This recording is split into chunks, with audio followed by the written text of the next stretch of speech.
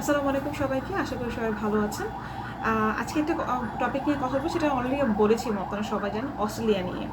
অস্ট্রেলিয়ার স্পাউস নিয়ে আসলে বেসিক্যালি এখন বলবো। অস্ট্রেলিয়ান ডিটেলস ভিডিওগুলো তো আমাদের চ্যানেলে আছে বা আমরা কথা বলেছি। আজকে স্পাউস ব্যাপার নিয়ে কিছু কথা বলবো।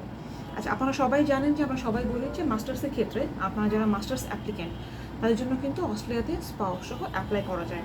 লাইক আপনারা যারা মাস্টার্সে মাস্টার্স করতে যাচ্ছেন অস্ট্রেলিয়াতে, লাইক পিএইচডি বা মাস্টার্স, লাইক বাংলাদেশ থেকে যারা ব্যাচেলর শেষ করেছে তারা অনেকেই কিন্তু স্পাউস নিয়ে যাওয়ার জন্য আগ্রহী থাকেন। ম্যাক্সিমাম আমরা যেরকম বাংলাদেশে পাই বা স্টুডেন্ট যারা কথা বলেন তারা ম্যাক্সিমাম সময় আসলে স্পাউস নিয়ে অ্যাপ্লাই করছেন এবং সাথে বেবি সহ। প্রথমত আমরা একটু বলি সবাইকে যে অস্ট্রেলিয়াতে প্রথমেই স্পাউস এবং বেবি থাকলে আপনারা শুরুতে সিঙ্গেল অ্যাপ্লাই করতে পারেন, পরবর্তী আপনার স্পাউস দিতে পারেন, বা সিঙ্গেল স্পাউস আর যদি বেবি না থাকে তাহলে সাথে করে অ্যাপ্লাই করতে পারেন। সেক্ষেত্রে যে অ্যাপ্লিকেন্ট হচ্ছেন, মেইন অ্যাপ্লিকেন্ট, তার প্রোফাইল এবং আইআইটি স্কোর ভালো থাকতে হবে। সাথে আপনার যে ব্যাংক স্টেটমেন্ট দেখাচ্ছেন এবং মানে অ্যাসেট ইভ্যালুয়েশন, মানে বেসিক্যালি আমরা বলি অ্যাসেট এবং ব্যাংক কিন্তু ভালো থাকতে হবে, এবং যার ইনকাম সোর্স দেখাচ্ছেন, স্পন্সর দেখাচ্ছেন, সেটাও ভালো থাকতে হবে। তো এই জায়গাগুলো আমরা যদি মাথায় রাখি তাহলে আপনারা সিঙ্গেল অ্যাপ্লিকেন্ট হলে আপনার সাথে করে একজনকে মানে স্পাউসকে নিয়ে আপনারা অ্যাপ্লাই করতে পারেন। এটা আমার প্রথম সাজেশন। সেকেন্ড কথা হচ্ছে, যারা সিঙ্গেল অ্যাপ্লাই করেন, লাইক স্পাউস আছে বাট সিঙ্গেল অ্যাপ্লাই করে আপনি যাবেন এবং পরবর্তী আপনার স্পাউসকে নেবেন, তারা যেটা করতে পারেন, আপনারা সবাই জানেন যে একটা রিকোয়ারমেন্ট কিন্তু আছে অস্ট্রেলিয়া স্পাউসের ক্ষেত্রে। আমরা সবসময় বলি যে আপনি যদি অ্যাপ্লিকেন্ট হন তাহলে আপনার স্পাউসকেও কিন্তু মিনিমাম গ্র্যাজুয়েট হতে হবে, মানে অনার্স কমপ্লিট হতে হবে।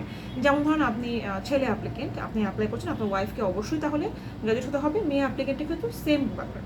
যদি আপনি চলে গেলেন, আপনার স্পাউস ধরেন, অনেকেই প্রশ্ন করেন আপনি অনার্সে পড়ছেন, আপনি পরীক্ষা দেন নাই, সেক্ষেত্রে 6 মাস পর আপনি কীভাবে নেবেন? তো তাদের কথাই বলবো যে অবশ্যই আপনার গ্র্যাজুয়েট হতে হওয়া জরুরি। এছাড়া আপনাদের ওখানে গিয়ে যদি কোনো স্কোপ পান যে গ্র্যাজুয়েট ছাড়াই আপনি আপনার কোনো ওয়াইফ নিতে পারবেন, সেটা আসলে আপনার উপর ডিপেন্ড করে। বাট অ্যাজ এ কনসালটেন্ট বা আমাদের সাথে যখন আপনারা কাজ করবেন তখন আমরা এটাই সাজেস্ট করব যে আপনারা অবশ্যই আপনার স্পাউসকে বা আপনি স্পাউস যারা অ্যাপ্লিকেন্ট করছেন তারা গ্র্যাজুয়েট, মিনিমাম গ্র্যাজুয়েট হলে এবং বিয়ের বয়স কিন্তু 6 থেকে 1 বছরের মধ্যে হলে কিন্তু আপনারা স্পাউস সহ অ্যাপ্লাই করতে পারেন। আমার কাছে মনে হয় যে এই ব্যাপারগুলো যদি আপনারা ফলো করেন তাহলে একটা ভালো বেনিফিট পাওয়া যাবে। আপনারা সবাই জানেন যে ভালো একটা ইউনিভার্সিটি যদি আপনি অফার লেটার পান, জিটি ক্লিয়ারেন্সটা হয়ে যায়, তাহলে কিন্তু অস্ট্রেলিয়াতে স্টিল ভিসা হওয়ার চান্সেস অনেকটাই ভালো। সো অস্ট্রেলিয়ার ক্ষেত্রে আমার তিনটা ব্যাপার খুব ইম্পর্টেন্ট বলি। অ্যাকাডেমিক রেজাল্ট, সেকেন্ড থিং হচ্ছে academic result and good university, আপনি যেখানে যাচ্ছেন একটা ভালো ইউনিভার্সিটি অ্যাডমিশন। সেকেন্ড থিং হচ্ছে আপনার গুড স্কোর। সেক্ষেত্রে মাস্টার্সের জন্য আমরা আসলে মিনিমাম 6.5, ইচ ব্যান্ডে 6-এর কথা বলি, এসে যত ভালো করতে পারেন। আর সাথে আপনার ফাইন্যান্সিয়াল যে ক্যাপাবিলিটিস, মানে আপনার স্পন্সর কী করছেন, আপনি কত টাকা দেখাচ্ছেন, সেটার উৎস কী।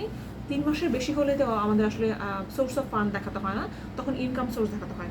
তো ধরেন আপনি টাকা দেখাচ্ছেন 70 লাখ বা 80 লাখ, কিন্তু আপনি ইনকাম দেখাচ্ছেন 1 লাখ মান্থলি, তাহলে কি এটা সামঞ্জস্যতা হয়? হয় না। সো ইনকামের ক্ষেত্রেও আসলে আপনাকে সেম প্রায়োরিটি দিতে হবে। তো আমার কাছে মনে হয় যে স্পন্সরের জন্য যেহেতু অ্যামাউন্টটা বেশি লাগে, সো আপনি কাকে স্পন্সর দেখাচ্ছেন এটাও কিন্তু মোস্ট ইম্পর্টেন্ট পার্ট। আপনার সেই যাকে স্পন্সর দেখাচ্ছেন তার ফাইন্যান্সিয়াল এফোর্টটাও কিন্তু সে পরিমাণ থাকতে হবে। সো আমার কাছে মনে হয় যে অস্ট্রেলিয়ার স্পাউস নিয়ে আপনাদের আর কোনো প্রবলেম নেই। অস্ট্রেলিয়ার স্পাউসের ক্ষেত্রে ডিপেন্ডেন্ট কোনো আইএনটিএস লাগে না, বাট আপনি যে অ্যাপ্লিকেন্ট হচ্ছেন তার আইএনটিএস লাগবে। সো এটাই বললাম। আপনি যদি আরও কোনো কোয়ারিজ থাকে আপনার চেষ্টা করতে মানে বলবেন আমাদেরকে, আমরা চেষ্টা করবো সেই অনুযায়ী, যতটুকু আমি জানি আমার সাধ্য অনুযায়ী আপনাদেরকে প্রপার আনসার দিতে। ভালো থাকবেন সবাই, কথা হবে ইনশাল্লাহ অন্য কোনো ভিডিওতে।